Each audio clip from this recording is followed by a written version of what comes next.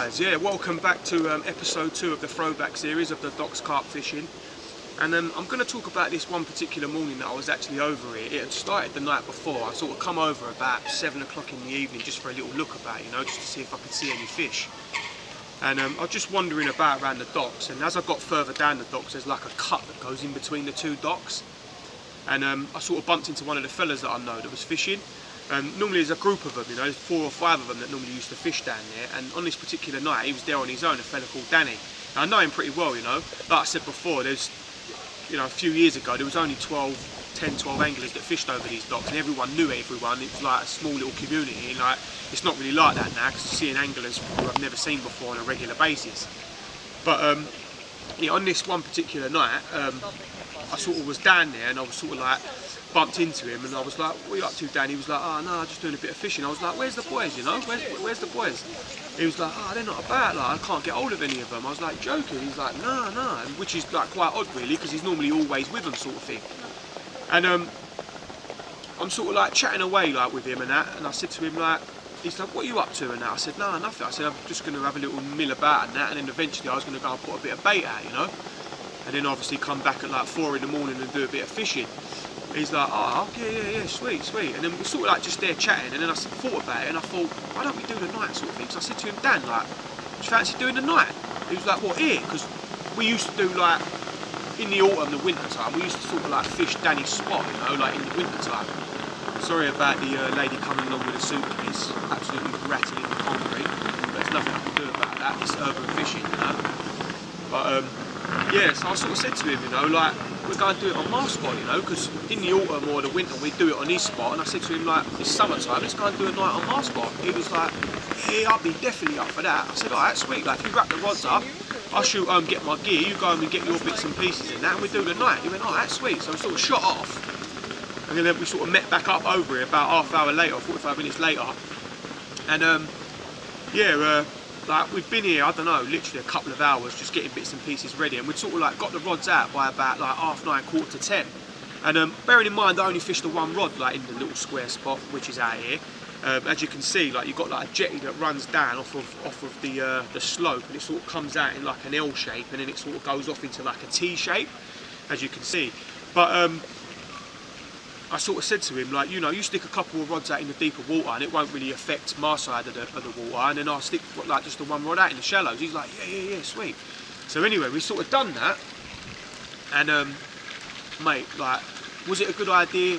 I don't know. Was it a bad idea? I think so, because what had actually happened from like 10:15 till like 2 in the morning, we'd landed somewhere in the region of about 17, 18 bream. It was absolutely ridiculous.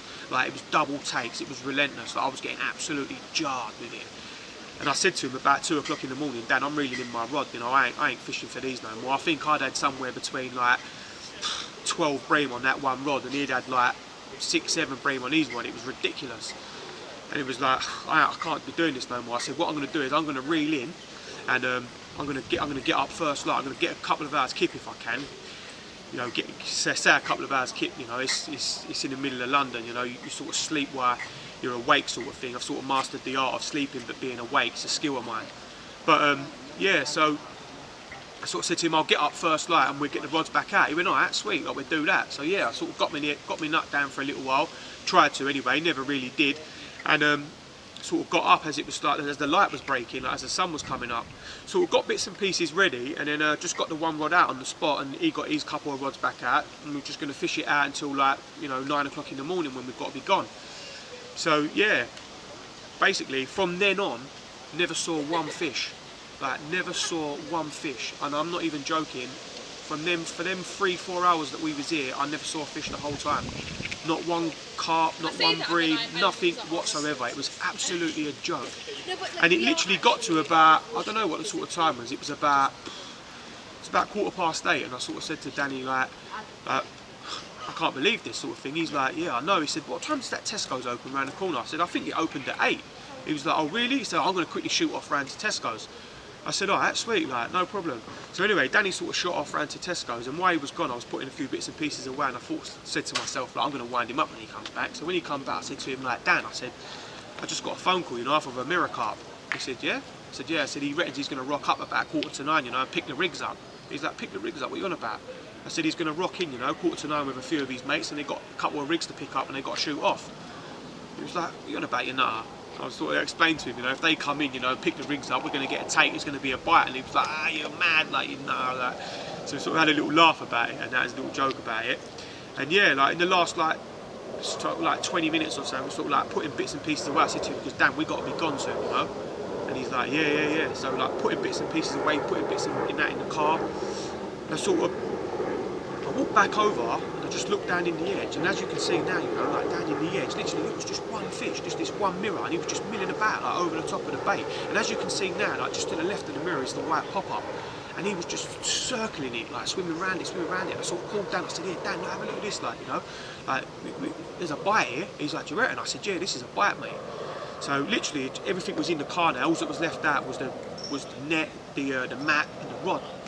And literally we're just standing there, and then all of a sudden, boom, he's just grabbed hold of it in here, and he's just darted this fish. Now don't get me wrong, all the fish in these docks, they fight, but they normally fight for a couple of minutes, and then they stop for a couple of minutes, and then they start fighting again. But this one fish, trust me, he was gone. He was absolutely missing. He went underneath the jetty and he just kept going and going and going. He's absolutely stripping line off the reel. It was crazy, like the clutch was absolutely smoking. I'm saying to Danny, like, Dan, like, I can't stop this fish. Like, this fish is absolutely going crazy, mate. So as I normally do, you know, I'm sort of laid down on my chest, rod tipping the water as much as I can, because, like, you know, the water's already like 10 foot down, so you're literally nowhere near the water. So I'm just down on the floor, and I'm just the rod just going like stripping line. I'm thinking to myself, like, when is it going to stop? Like, Danny's looking at me, just thinking, like, what the hell? Like, he's like, you're going to lose that. I said, Dan, mate, this fish is gone. Like, it's just ripping and ripping. It's just going and going and going.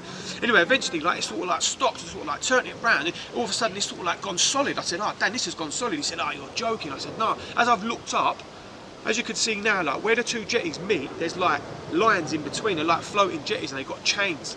And where the two jetties meet, there's like a gap of about literally like 3 inches, and the line had gone through the jetty, and it had now gone left. So it had gone the other side of the jetty, which I'm showing you now, in between that little crack, and then it had gone left, and it had shot all the way out to the other jetties, which are out a little bit further. So yeah, like, I'm saying to him, like, Dan, this is a goner, mate. I'm literally just waiting for it to snap, you know. I always fish line over here for the simple reason that I don't want to fish braid, because I don't want it to snap on the braid because there's so many snags, and then it's trailing loads of braid. I'd rather it was trailing the line, to be honest. You know, the line's going to snap a lot more easier than braid, so that's the reason why I do fish the line. So yeah, anyway, this fish is just locked up solid now, like, and I'm thinking to myself, like, what's happened here? Anyway, I'm sort of like trying to move it and that, and nothing whatsoever, and I'm like, ah, oh, it's gone, Dan, you know. He's like, joking. So like, I didn't want to pull for a break or anything, so I said to him, like, I'm just going to leave the rod on the chain and like just wait, you know, for 10-15 minutes. But it's getting nearer the time where the people are going to start getting the boats out now, so we got to be gone. So literally, I've just left the rod on the chains, opened the spool, the bow arm, sorry, and put a bottle cap on top of the spool, and just left it there. And I've sort of gone back to my car to get something. I can't remember what I'd gone back to my car for. As I've come back, like, the bottle cap's on the floor, and I'm like, but there's no line coming off the spool, and I'm like, what's happened here, Dan? He's like, I don't know. So I said, the line had sort of like gone a little bit slack, you know. So I sort of picked up the rod, closed the bow arm, and sort of like slowly tightened down into the line. And as I'm tightening down, all of a sudden, the water's just absolutely erupted, and I don't know what had happened, but I think the fish had gone underneath the jetty, had sort of come back round, and it has obviously got snagged on something, and as it obviously erupted in the water, I don't know if it was a traffic cone or whatever it was. It couldn't have been a shopping trolley or anything like relatively really heavy, because it wouldn't have moved like it did. But when it erupted in the water, it sort of like a massive foam of bubbles come up, and like, it was like crazy, you know. It was like all this silt and everything, and now the fish is just going again. It's just going and going and going. Danny's like, no way. I'm like, yeah, I'm back. I'm playing it again. So it's like stripping off, and then it sort of like came in. I'm sort of like trying to play it to the right so the fish goes left, sort of thing, and then I'm trying to like get the fish to go out to the left, like behind me, like out this way, because if it goes out this way, I know that, you know, I've got 85-90% chance I'm going to land this fish. So boom, it's gone out to the left now, and yeah, like slowly coasted the fish back in, and like, as you can see now in the pictures, like the tail on this fish was absolutely massive. It's one of the biggest tails I've ever seen on a carp, and that's obviously where it got its power from, you know. Like, the rudder on this fish is absolutely unreal, like, And as you can see, look at the colour of this fish was absolutely immense. As it was coming across the surface, we thought it was a koi at first. It's that orange, you know, that bright colour, vivid colour is absolutely immense. Danny was like, Jesus, like, have a look at this fish. So literally, yeah, like, as you can see, like, that's another absolute banger from out the docks. And something did happen the next morning, but you're going to have to tune in to episode 3 to see what happened on the next morning that I did come back over.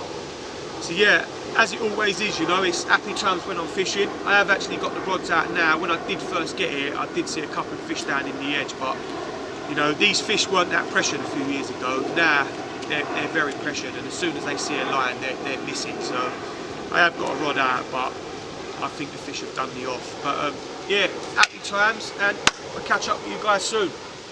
Sweet.